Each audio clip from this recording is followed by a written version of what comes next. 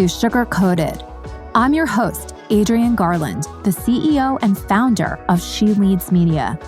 For far too long, women have been conditioned to sugarcoat their words, their actions, and the way they show up in the world, and to conform to certain cultural norms and ideals.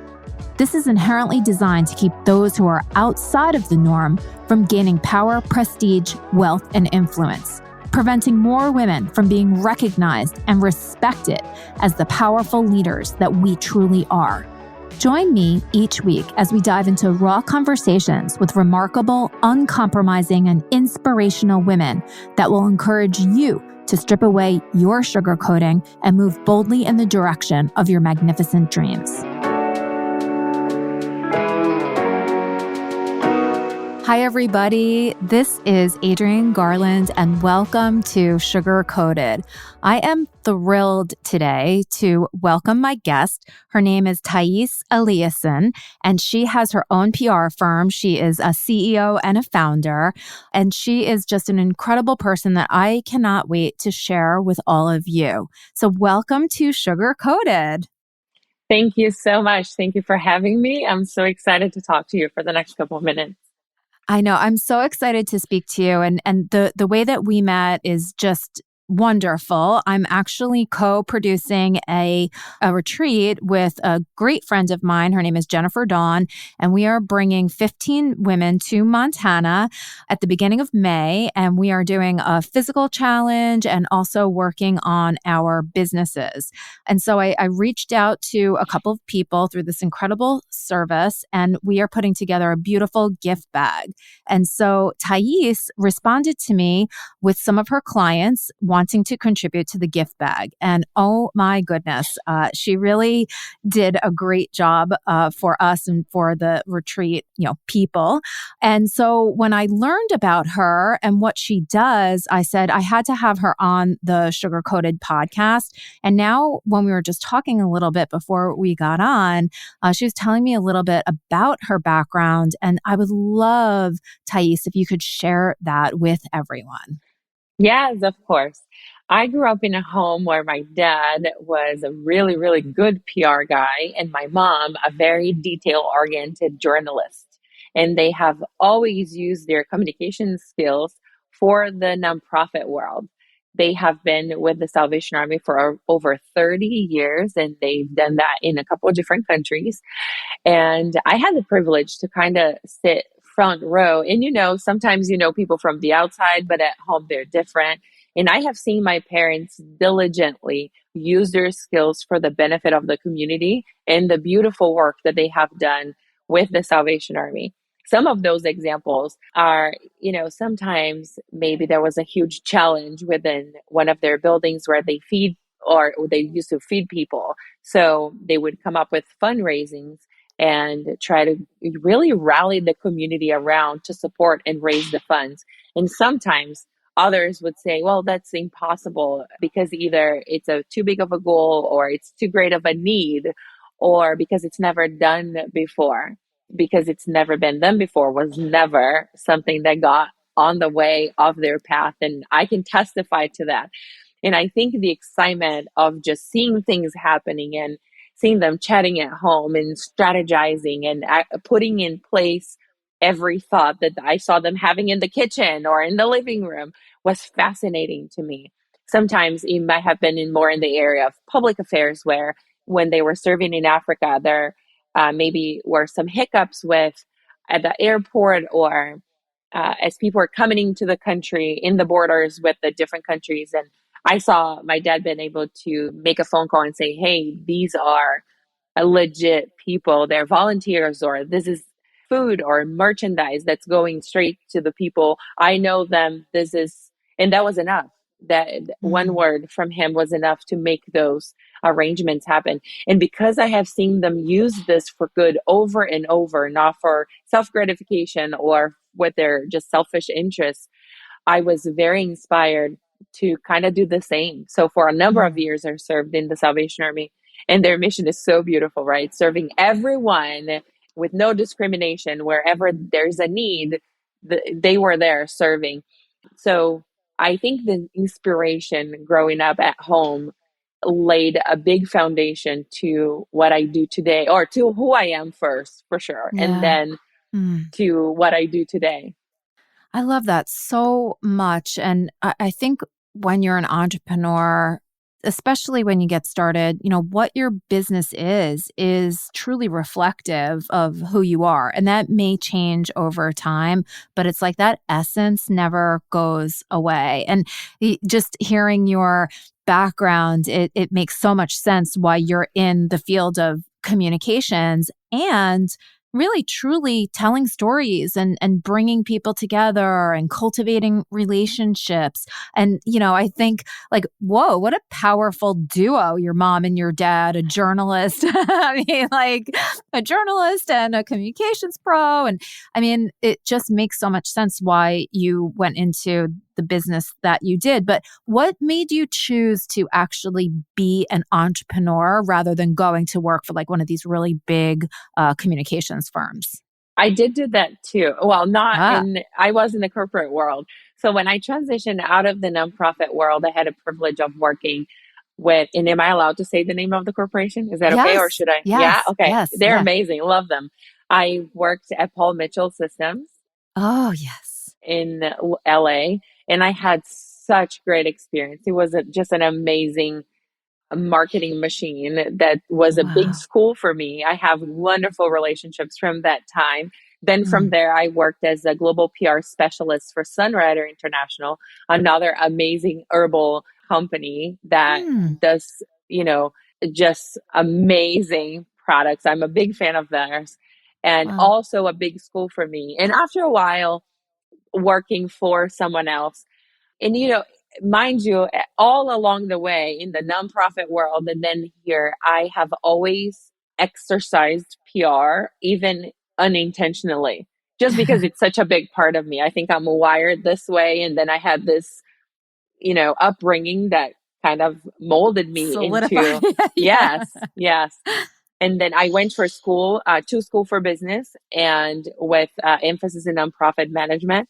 And then it was just all around a part of what I did. But then after working for someone else for a couple of years, I thought, why don't I open my own consulting business? So that's how I Mm, started. I kept my full time job, but then I also did consulting slowly.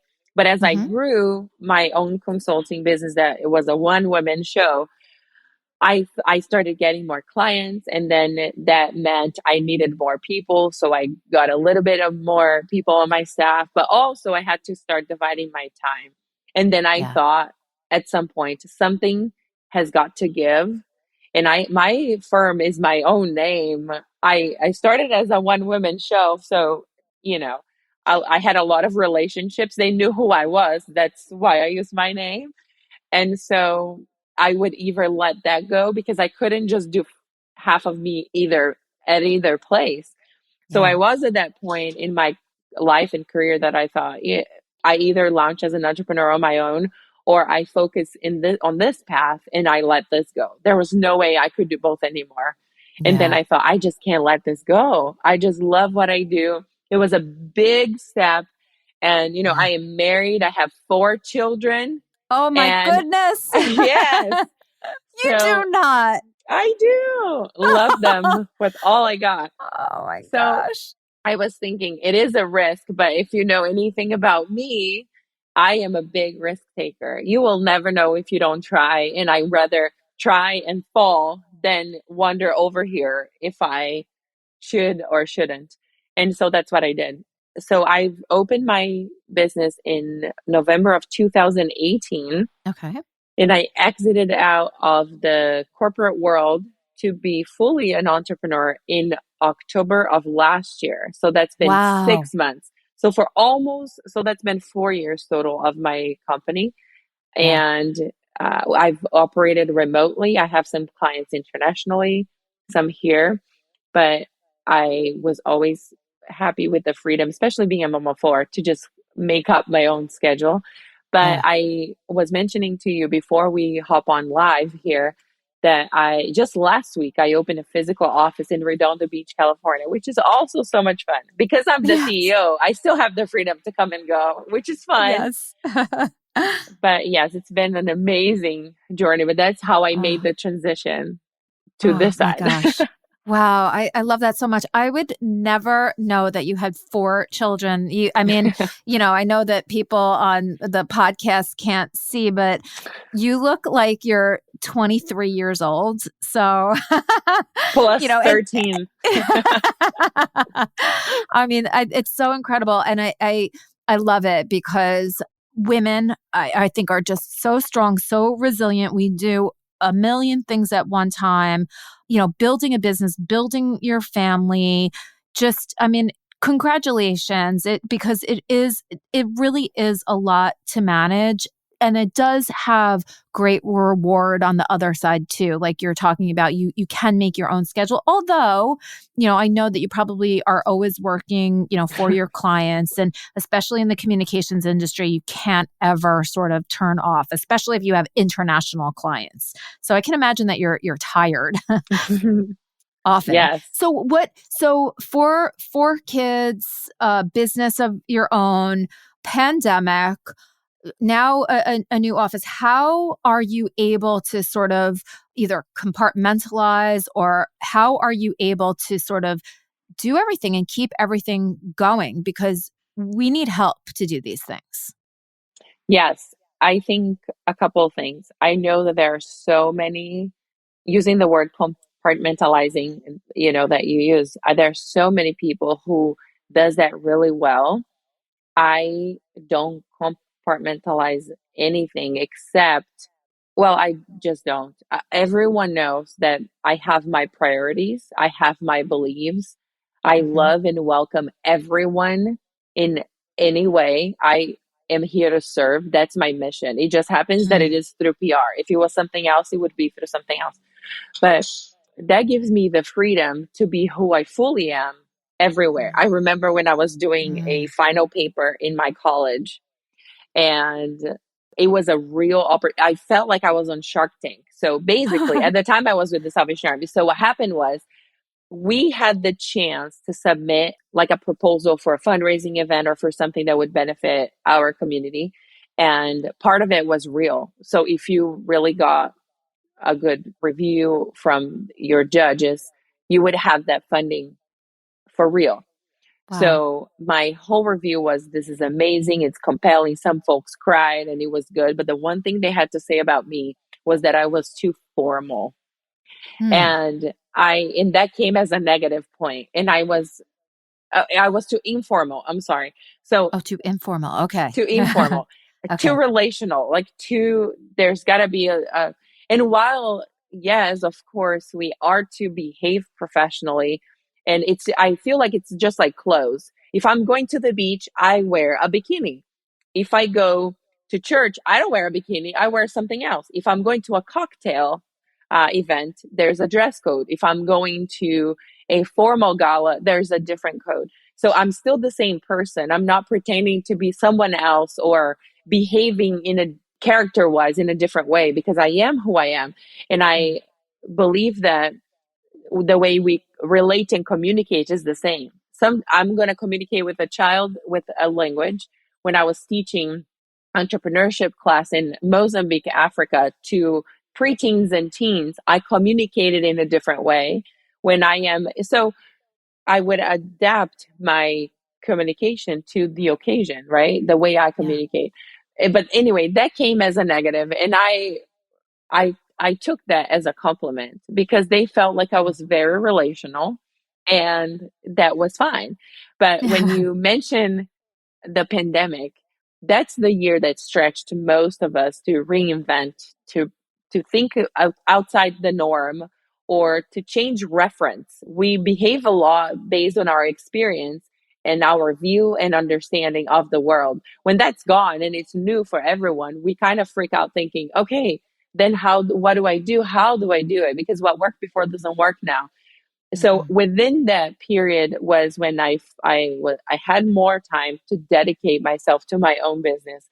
So I that was my best year as an Wow. entrepreneur, and I think because of that is that I was able to exit in 2021 and have a good foundation. within everything that we do, and this is my business philosophy, I joke with my copywriters, or when they want to change something on my website, I say there's one part that you can't change. And that is, I firmly believe, and that's my philosophy, that it's giving and receiving, that our world, both personally and as corporations, that our worlds go round. There will Mm. always be someone needing what you have, meaning a product or a service, and you will always need someone else's products and services. Way back when, it was like I had chickens and you had greens. So if I needed a well, or I did need a well balanced meal and life, so then we would trade. And with the capitalist world that we live, that there's money and there are different things, it's still the same as before. It just looks different. But Yeah. if you have a healthy community where there are people giving and people receiving, it should be well balanced. And if you don't, and I always say this, then you start making that difference in that community, because you can change your community. I believe 100% that one person can make an impact. And so it is giving and receiving. So if nobody's giving, and then you go and you go support their services, which means that you are receiving their services, and then open your hands and give what you have, so Yeah. that you will make a difference and they will see how beneficial that is. They will also want to do it. Of course, Yeah. there's always some entrepreneurs around that would tend to look at their own belly buttons, and I'm not sugarcoating this part, that Good. would say, yes, that would say, well, but why? Why would I give back? Why would I support? Why would I go out of my way to do this if there's no benefit for me? Well, there are always, people that think differently and that are not community minded. But the second they need the community for something, they will remember that encounter. Yeah. And hopefully, those that think alike and they are community oriented won't harden their hearts, but they will continue with, open hands, both to give and receive, and change the culture of that community. And Yeah. something funny on these notes, I tell my clients all the time, they it's always great to have dreams and big dreams, and fulfilling their dreams is one of my biggest gratifications through the work that I Mm. do.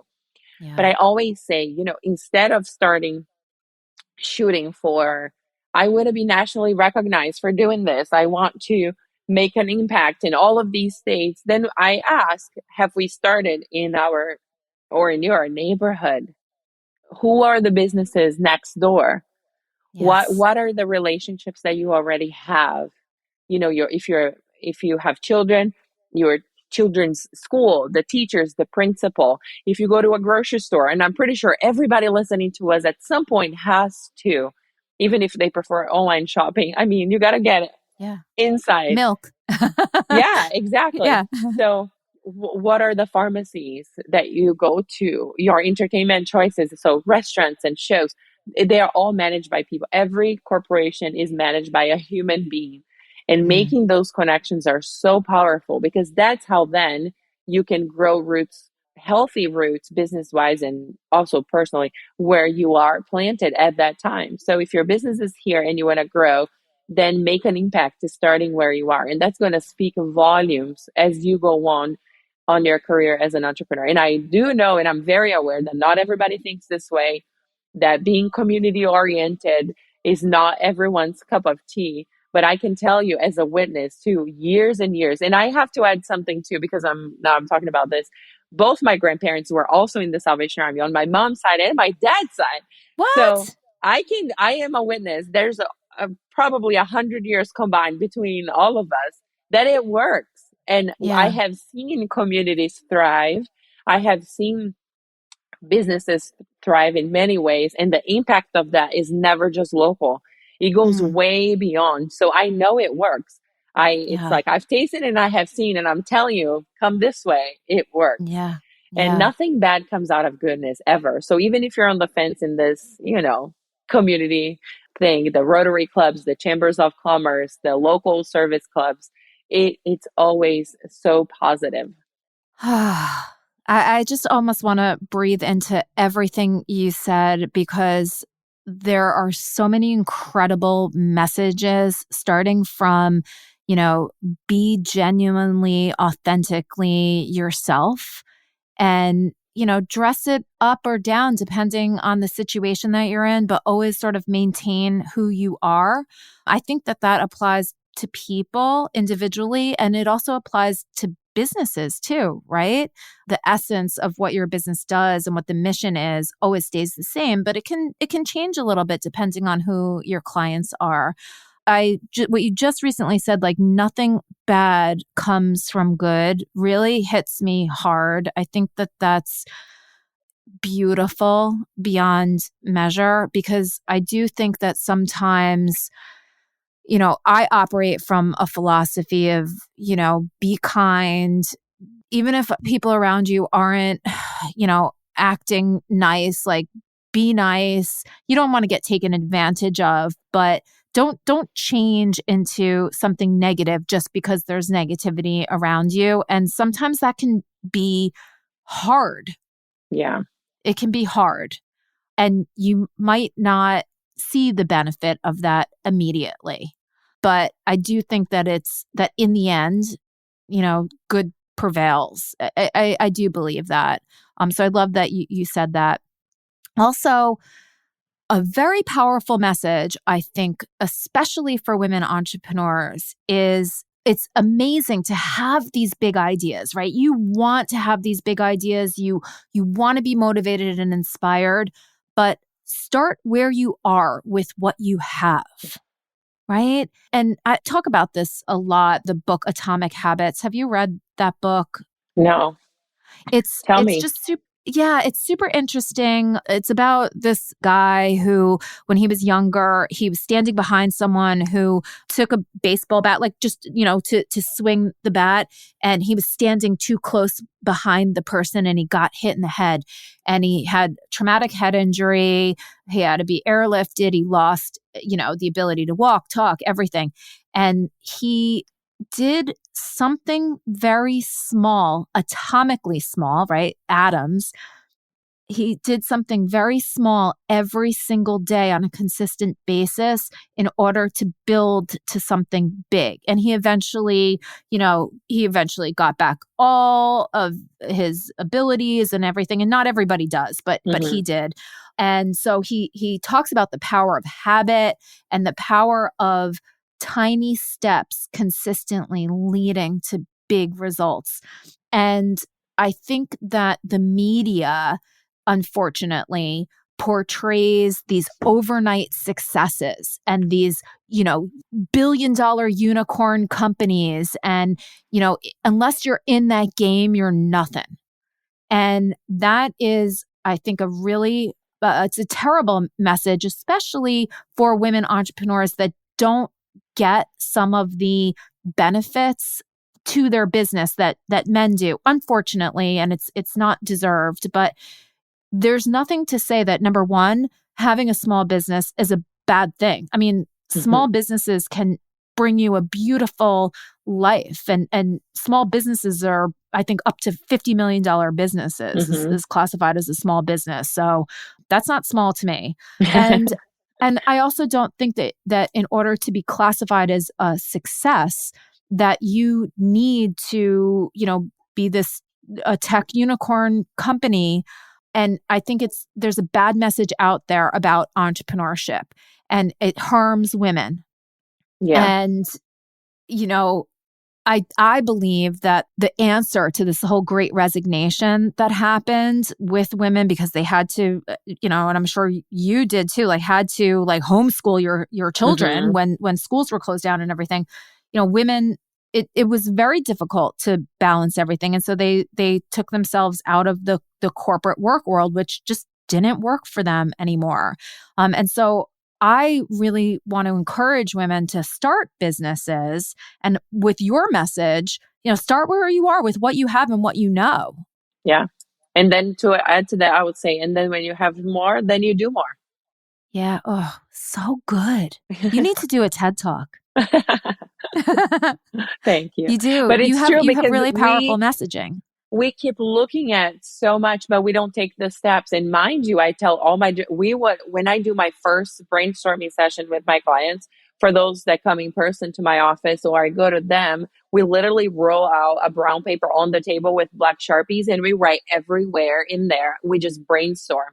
And I always say, what is shooting for the stars? What is like the unbelievable that you want to believe for? So I'm not holding them back saying think small. Oh no. In the contrary, we want to think big and achieve your dreams. However, then my job with my team is to track back and make the steps so that they Yeah. can start what they are with what they have and what they know. So once they do more, they keep doing more, being more, achieving more. And Mm. it's just like you said about the book. It's one thing at a time consistently that will get them there. And that is so important because what happens if you go without a vision or without a goal, you just get distracted everywhere. You get Yeah. discouraged, which is common. It happens to all of us. But Yep. when you have discouragement and distraction, but you have traced the path, and when you have a team like mine or others alike, they will help you stay on track. I tell Yeah. my Mm. clients, it's not every squirrel that will be meant for us to follow, but sometimes surprises do happen and it's exciting. It's beautiful. We might adjust the plan or we add some things on, but not all of these squirrels are meant to be there for good. And Mm. identifying that is so important because nobody wants to lose time and money and effort when you have a long-term plan. But Yeah.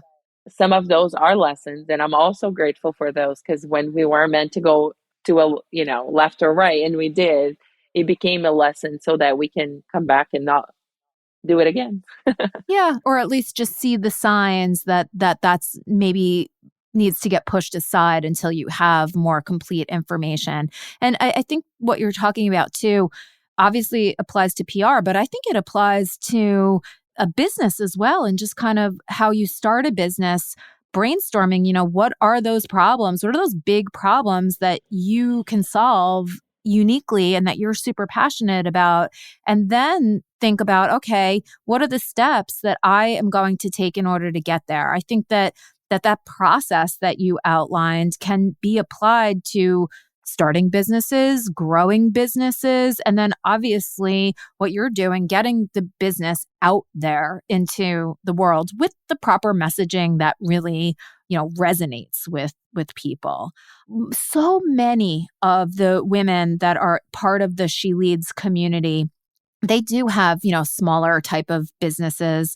And one of the things that I hear all the time, like the words that people use is like, I just want to get myself out there. How do I do that? And I often launch into, well, what are your goals? And asking them clarifying questions, but that doesn't seem to satisfy. So do you have any type of advice, like maybe even if it's like, the top 3 things that you could do or something in order to quote unquote get yourself out there, either as a thought leader, because many of the women in the She Leads community are like executive coaches or, consultants.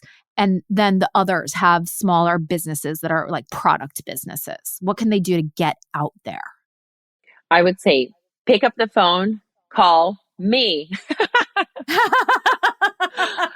Just kidding. Well, you I can love do it. that too. But jokes aside, Oh, that was good and unexpected. but seriously, jokes aside, look around you. Literally start where you are. And that might be, I'll give practical examples because I know sometimes that can be very vague and it can mean something to me and different, something different to someone else. But volunteer, go Hmm. volunteer. So, Hmm. what is going around your town that you can volunteer? Or if you're in a position to sponsor, sometimes it might Hmm. be your product or your space if you have a small business location or product service. Offer up your service to a greater cause or to a popular cause. So volunteering has a lot of power. Again, going back to giving Mm. and receiving in the community, that is very powerful. They will know who you are and they will know what you do if you put yourself out there. And if you're not a public speaker or if you feel like you are not the one to be talking, still, and even for those that are, put yourself out there in a way that maybe you haven't before. I think volunteering is underrated, but it's so powerful. And again, nothing bad comes out of good. And if somebody has ever done anything good to you without anything reflecting back on them, you will know how that feels. Mm-hmm. And Yeah. when you have been given anything, time, money, resources, somebody paid for it. One time I was in a restaurant with my babies. They were all small. I had three, under three, and I was pregnant with the fourth. Somebody just came out to my table and said, you know, my husband and I are now retired, and we also raised four children.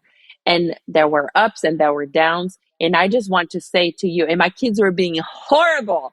They were just, Wild. I can feel the feeling right now that I felt on that day. I was mortified. I thought she was going to give me a lesson, like, you know, you're being a bad mom or something. I was mortified. And she said, your children are amazing. You are doing a great job. I think she felt like I needed some sort of encouragement or validation because it was a chaotic moment. And they left. When I went to pay for the meal, it was paid for by that couple.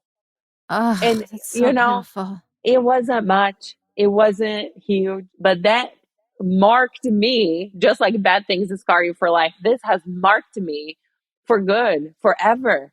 It wasn't the price of the you know the tab, the bill. It was the gesture. They had Oh, nothing, they benefited from nothing from doing this. But if you have received it on the other side, two things, you know how it feels.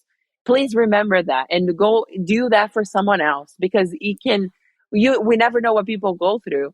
And for them, it might mean everything financially. It might mean everything emotionally. One of my clients is the CEO of a nonprofit organization that deals with suicide prevention. And she tells me all the time, Thais, you have no idea the power of words. It can literally mean life or death for somebody. And yeah. so we never know. So volunteering is a huge thing and you know, just doing it.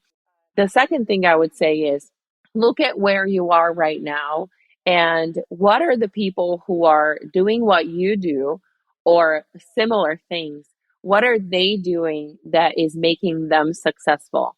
A lot of it Mm, is just lack of experience, right? yep. Just yesterday, I was in a local event and a journalist came to me and said, hey, Thais, I wanted to introduce you to somebody. I said, oh, great.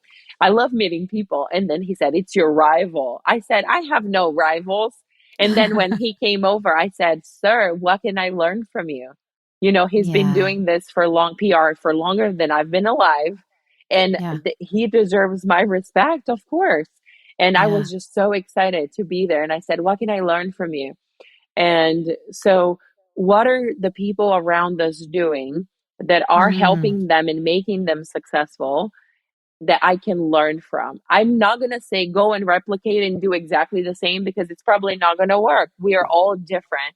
But as a theory, right? What are yeah. the steps that they are taking that are aiding and helping their businesses grow that I can learn from? And then you chew on, you retain what's good, you let it go of what would not work or it's not good for you, and then you adapt. You go back to your drawing board and then you think through how can I thrive in this way, meaning that this is working for them, and then you do it for you. So volunteering and learning from those who are ahead of you. And then I'm gonna say the third thing. You got me on spot here, but Yeah.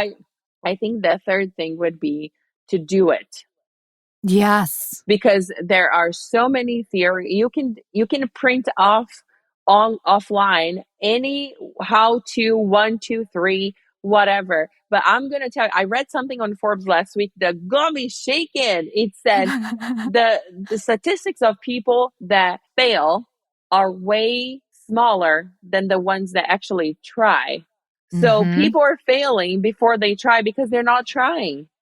Yeah. This is They let so fear, powerful. oh, they let Yes. fear and fail stop them. Yes. Whatever it is, there's always an excuse. Sometimes it's fear. Sometimes it's a bad experience in the past. Sometimes it's whatever knows. You know, John Paul DeJoria and Paul Mitchell, who founded Paul Mitchell, have said constantly that they would knock on doors.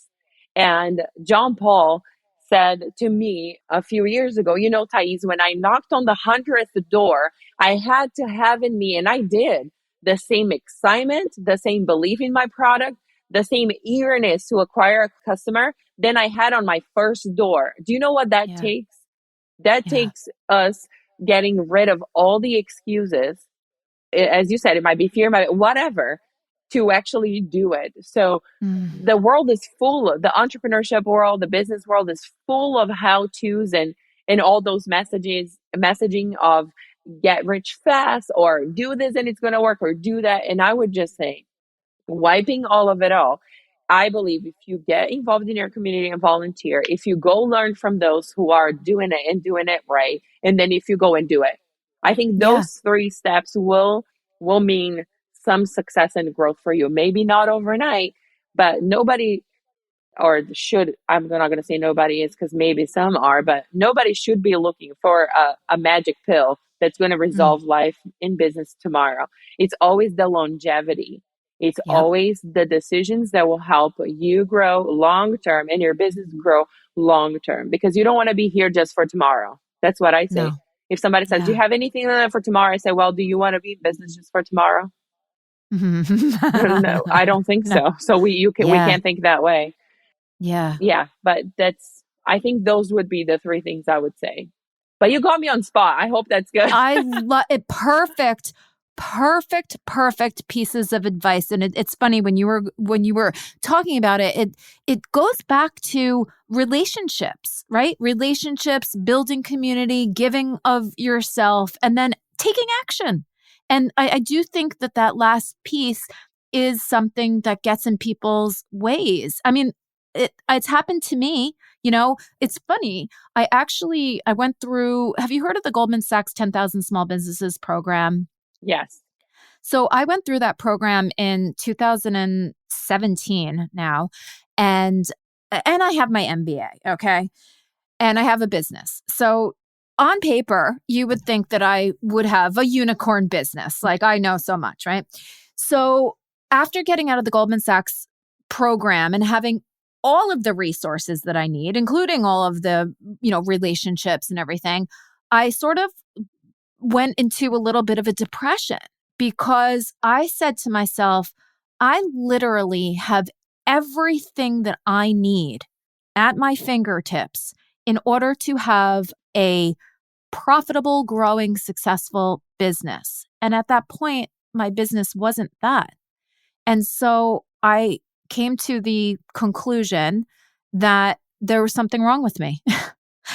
And, Mm. that's a really bad place to be in when you're a solo entrepreneur. And so I had to do a lot of work around that to say, no, it's just that product market fit. There were many other reasons that the business, who I was serving, how money is coming in, all of that. Instead of me being able to logically figure that out, I made it about myself and poor me, because I thought, how can I be so smart and yet so Mm. like dumb in a lot of Mm-hmm. ways. And I still struggle with that, quite frankly, every day.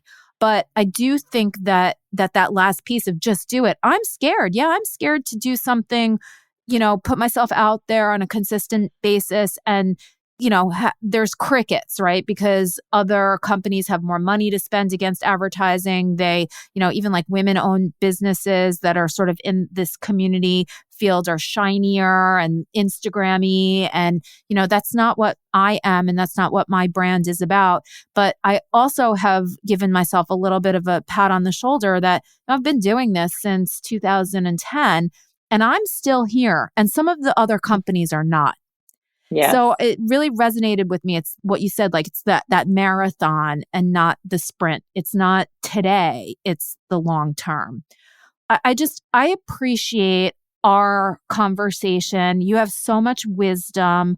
And I look forward to us continuing our conversation and our relationship. And I do think that a lot of women could benefit from getting in touch with you.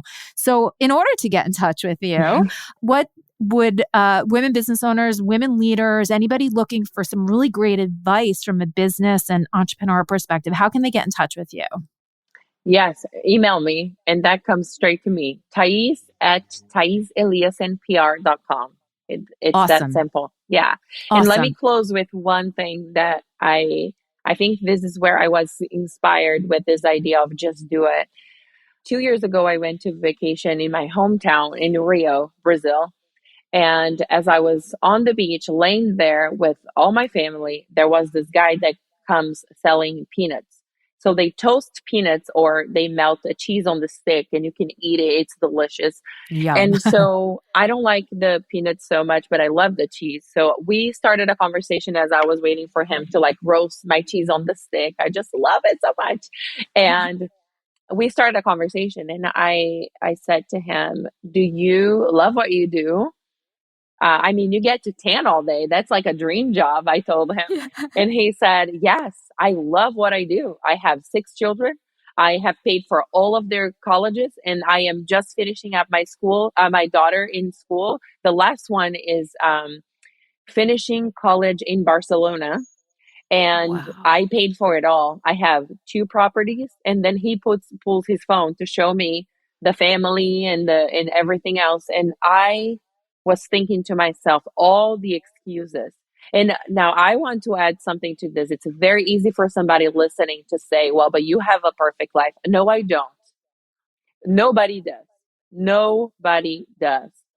Yeah. But what we choose, and also I want to say, I do recognize that some folks, some women, some business owners have been scarred with bad lawsuits from partners that they trusted with all of their hearts, or even from family that somehow have hurted them in business. I realize that that is the experience of some. But I want to say, regardless of what it is, as I said before, either an excuse or because of bad experience in the past, the drive to keep on going, to do it and to keep doing it is what will take a company long term. I saw that very closely, for example, with Sunrider, that's an empire. Sometimes I would be, as their PR person, I would be thinking, well, but analyzing their company's doing X, their company's doing Z. We're not doing that. But that fell flat during the pandemic years. They've shut down. And it was Mm. the long term strategy, one step at a time, every day, that really got us there. And the if if it's hard for you listening to me to keep on with the eyes on the prize at the end, or to have the drive and to keep at it when you're discouraged, then when you are feeling better, go and find people that will help you stay the course. We all Mm. need it. We can't do it. I don't, and that's why I was talking so much about community. I do not believe I could not do it alone. Never. It's the Yeah. same way with life. It's the same with everything. So finding a support system, and that's not somebody to just tap us on the head. It's somebody that you can be honest and hold you accountable when you're not feeling like doing it, which is normal. I feel Yeah. it. I'm sure Adrienne feels it. Everybody feels it because we're human. And as I said right in the beginning, all corporations are made out of human beings. So Mm. being strategic, even about being the leadership of your company, is important because you just can't do it alone. So that's a good strategy to have, and it will help you to continue the course long term.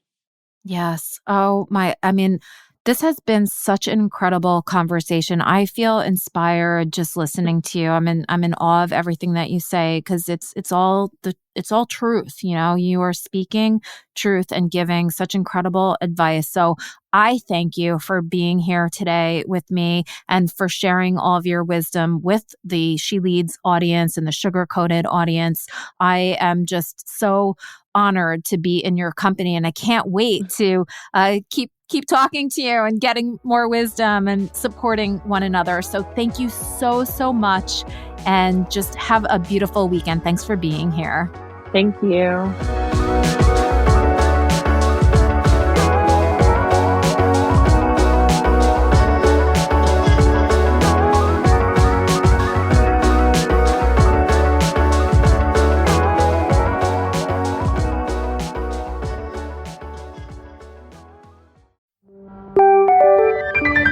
This is the She Leads Podcast Network.